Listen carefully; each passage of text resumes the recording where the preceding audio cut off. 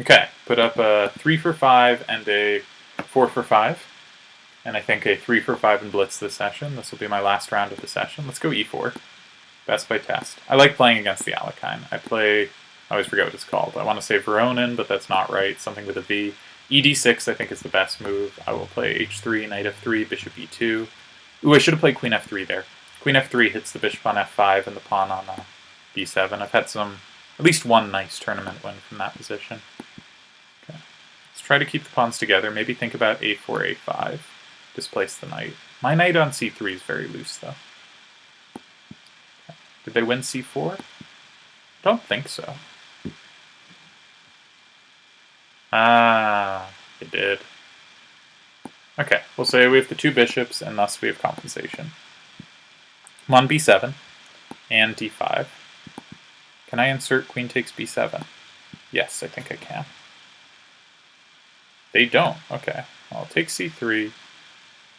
Do I want e7 or a8? I want a8. If the knight moves, I have c6. Okay, let's keep the rook. Too slow, but I am up material, or I will be if I win that pawn. So they reasonably did not give it to me.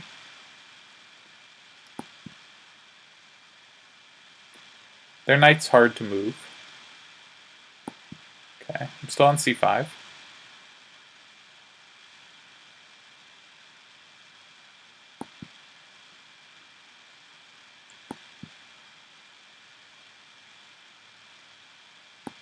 Missed this. Very clever. I gotta save my bishop. How am I gonna get out of this pin, though?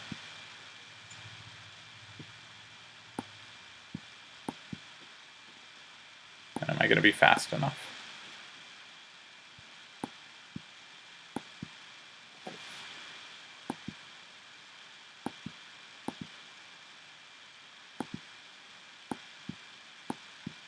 I'm just gonna take that and hope to swap everything.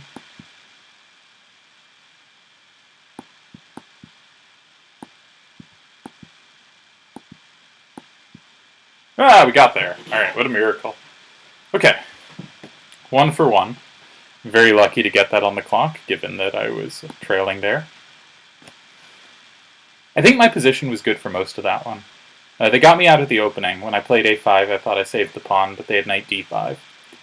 But after that, things went well for me when I took b7. But not well on the clock. Alright. Everyone plays... I don't mind these doubled pawns. They really give good control of e4, and maybe I can play king h8, rook g8. Got to be very careful not to mate myself with knight e5 or g5 takes f7. I've done it before. I will do it again. I just hung knight f5. So you're already seeing horrible, horrible blunders.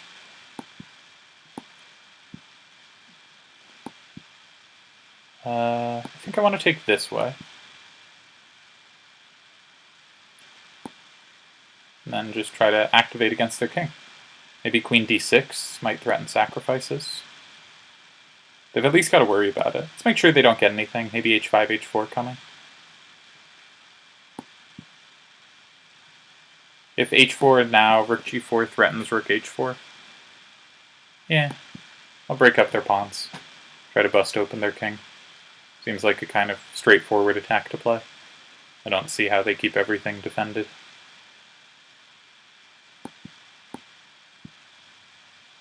Do I want to take rook or queen? I think queen is simpler. Oh. They're giving me moves. If queen e2, rook g1. So they have to play king e1. Make another check. If king d2, rook g2.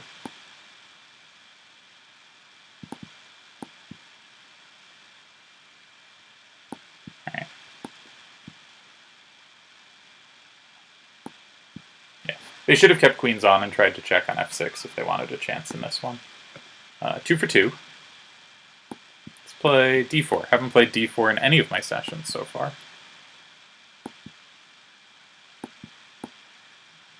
But I do think I played a position very similar to this in a slow Slav. Black is very reasonable to try to get rid of that bishop. They don't have e5 at this moment, so I'm gonna try to play on the queen side, look to make this push. I would like to play knight e5 and f4, I think. I don't believe they ever have a sack on h3, but they're welcome to try it. I don't have f5, though. Not sure which side of the board I should be focused on here. I like that move bishop f5 from them. I like how they're playing this. Yeah, I have gone astray. I don't know if they can kill me here, but I'm having to make a lot of consecutive passive moves. Knight f4 looks good. Okay, let's try to get some play of my own. Very defensive setup here. Try to keep everything defended. Cover f4. Okay. Trades might alleviate the pressure, but I'm not sure they do. I'm definitely willing to trade, though. No problems trading. I'm just not sure if they're okay for me or good. Queen f6 looks a little annoying. Position turn. Am I okay now? Might be okay now. Definitely okay now. Threaten queen f4. Try to push my c-pawn. Okay. Don't know why I went to that square. I mean, I do, it was mouseless. Can they force me away? Don't think so. Let's just grab h7.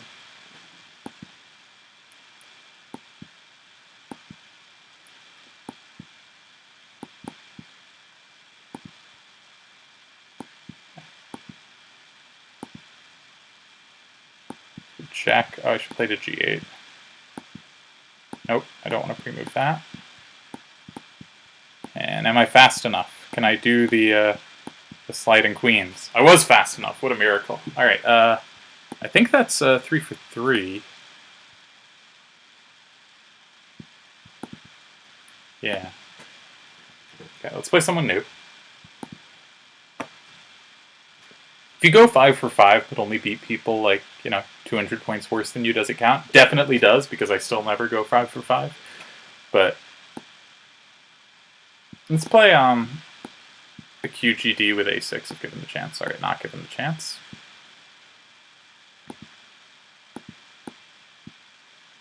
Get all the pieces develop. Maybe play b5, b4. Yeah. Bishop a6, think about knight d3.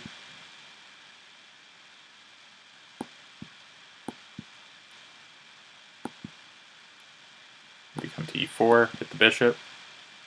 And expect bishop d4 in reply. Knight c2 is a threat.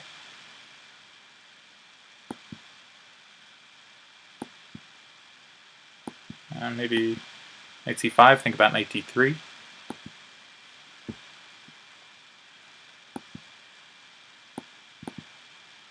They can play knight c6, but I don't think it does anything. Not sure about this position. Alright, they don't have knight d6 this moment, so I might as well play this.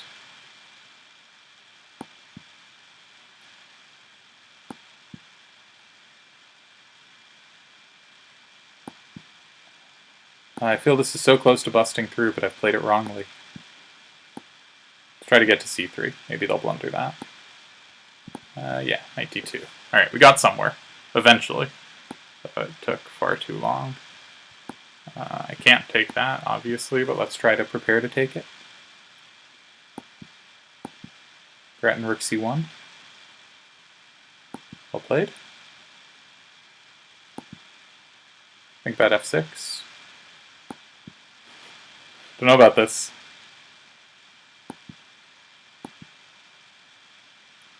Can definitely take on g5.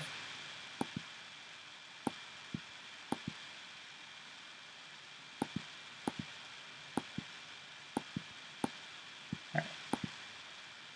Oops. Alright, no mate. Yeah, we got him. 4 for 4. Okay, that got scary at the end.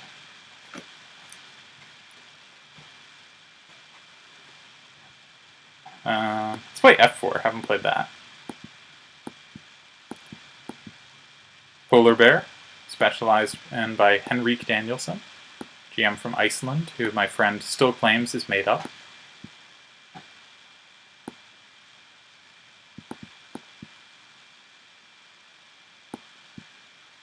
I played this when I was about 1900 USCF. I'm going to play c4.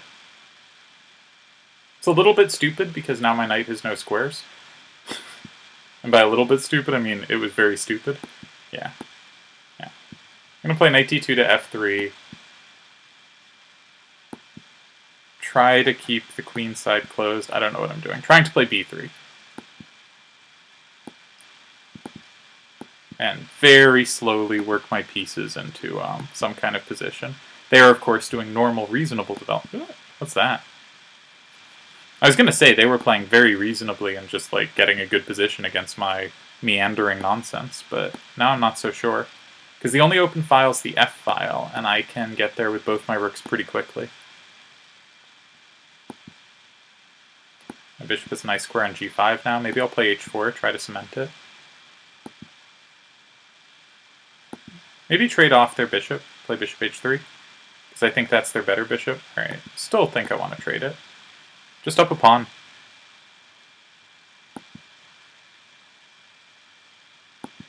Gonna make sure my rook can't be pinned on f1. Gonna play rook b5, and how do they defend? Now I just have to open up lines on both parts of the board. And their point is, I cannot.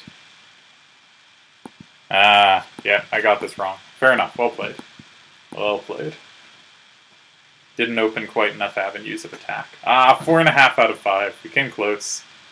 But I just didn't understand in the end. So I should just keep the rook on. Just play king f3, g4. At this point, if they leave it like they did in the game, I can swing back and start going for this pawn. And if they move the rook away, suddenly I'm going to play here and win a pawn. I just thought this was a very simple king and pawn endgame, but they're right.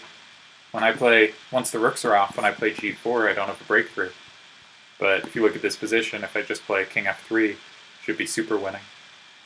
But I found the brilliant rook b5, and suddenly... the computer's not seeing it as a draw yet, but you'll notice it's giving pure king maneuvers, and the king's never going to get through anywhere. And as soon as, oh, here I have b6, so right, they have to run over. But g4 is going to be played at some point, and black just ignores. And it's a draw, and the computer sees it eventually. Alright, well that's a shame, but pretty good run. Cheers.